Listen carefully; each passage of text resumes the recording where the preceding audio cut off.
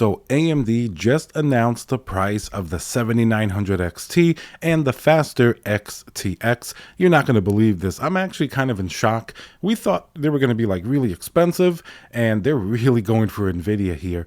$899. That's for the 7900 XT. That's $100 cheaper than the 6900 XT of last generation.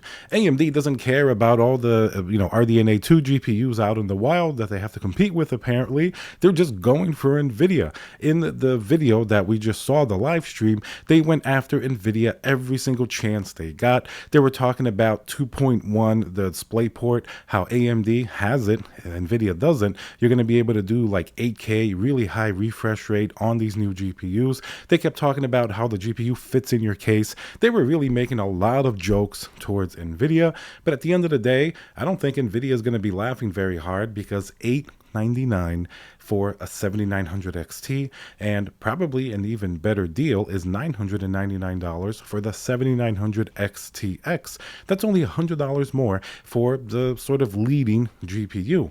Now, I don't care if it's going to have probably less ray tracing performance. AMD did a really good job, at least in the traditional performance. They say it's about 1.7 times faster than last generation at 4K. Some of the numbers they put up briefly, I haven't had time to really analyze it against the 4090. I'm expecting the 4090 to still, of course, be typically the faster GPU. Nobody's thinking that AMD is going to destroy them performance-wise, but they do bring up a lot of very good points against Nvidia, primarily under $1,000. They're now the only new GPU that's extremely high-end under $1,000. I bet a lot of people will give up a couple of frames in order to be able to buy this GPU, compared to the 4090, which has an MSRP of $1,599 if you can even find it. So what else did they mention? Well, they're going to launch December 13th, so we have a little bit more than a month still to sort of just reflect on what this means, but I'm going to keep going back to that price. $899 is an absolute stunner. They are going after Nvidia hard. There is no GPU that Nvidia has at $899 that's going to compete with a 7900 XT. Pretty much you can say goodbye to the RTX 4080 16GB. Who's going to pay $1,200 for a GPU where you can get the highest end AMD for $999, which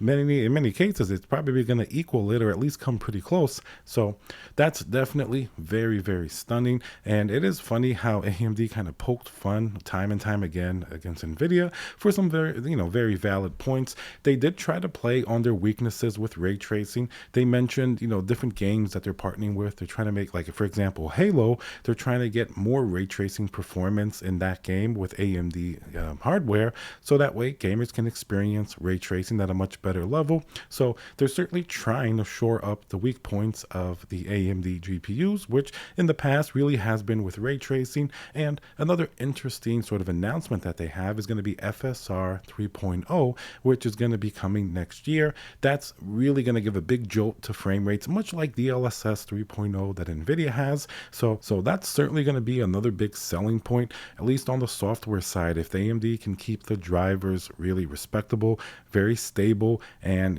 up to date with the newest games, and keep the pricing this low, I think they're going to give Nvidia a hell of a hard time. So it's obvious they've been very aggressive here, and they're specifically pinpointing Nvidia, no doubt about it. And with that price, I think they've been hearing us. People have been complaining that there are no good GPUs for reasonable prices, and while it's not reasonable to be near $1,000, at least it's under $1,000. Imagine if these two GPUs could have very easily have been about $1,299 and $1,399 earlier today. I speculated that the cheapest 7900 XT was probably going to be $1,099. We thought there was going to be $100 price increase because Nvidia did the same, but what did they do? They lower it $100. That shows you that it's extremely competitive. Now, we're going to have to see the actual numbers as to what exactly is going on. We're not really sure yet if it's going to be too far beneath the 4090, because they did show us some performance. Cyberpunk, and with ray tracing, you do get over 60 frames per second at 4K. Numbers like that may be more than enough for many people, because let's point out some of the advantages that you're getting here. First, under $1,000. I'm going to bring that up again. The price is definitely really good. And keep in mind, this is the reference edition. So you should expect the third-party AIB GPUs like from Power Color and Asus or whatever else may come. They're going to be probably over $1,000, especially for the higher end model. That's to be expected. But at least the base price is under $1,000 for the reference edition. So you'll be able to fit it in your case without that 12 volt high power connector that Nvidia has been having problems with on the 4090. So that's one thing. It's going to have traditional PCIe, the 8-pin. You don't have to worry about that. It's only up to 355 watts for the XTX, which is very reasonable compared to the 450 watts of the 4090. So it's tremendously less power consumption. It's going to be more efficient. They did say that, the efficiency performance per watt went up, 55% for RDNA 3, which is definitely very impressive. You do get the synergy between, RDNA 3, maybe the Ryzen 7000 processors. They seem to have a lot going on there, like with smart access memory. Nvidia has their own versions as well. But at the end of the day, we're going to see what availability is like. If they can produce enough of these GPUs, I think they're going to take a lot of market share away from Nvidia, especially under $1,000, because Nvidia really doesn't have anything. All they have is the 4080 and up, or older RTX 3000 GPUs. I'm pretty sure most people would rather have a 7900 XTX over even a 3090 Ti, even if they're about the same price, which they are right now. If the 3090 Ti goes down really heavily in price, it may be a different story. But for now, I think people rather have a newer AMD GPU rather than the older generation 3090 Ti or something like that.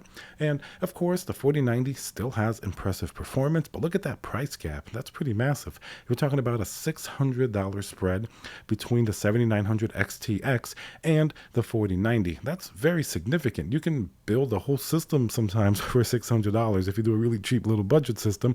That's a very big price difference. So the performance difference will be there, but is it enough to justify? Remember, for most gamers, the 4090 is absolute overkill. Like if you're trying to rock 1440p, your frames are going to be going through the roof with the 4090. You're going to need the fastest CPU possible. It's only really good if you're doing 4K, very high refresh rate. Now, the 7900 XTX, I'm sure, even though it can do 4K really well by the numbers that we saw, I'm sure it's going to be absolutely more than overkill, even for 1440p high refresh rate. All in all, it looks like it's extremely exciting, and I will point that price again, under $1,000 for their highest end GPU. AMD is really bringing the game now. We're going to see if it's going to be available in enough numbers. That's really going to dictate how successful that this GPU is. But by the amount of times that they called out Nvidia for the power connector, for the price is the obvious big one. It's obvious they really aim to take the higher end market, and they really are showing Nvidia a big lesson by pricing the GPU this low.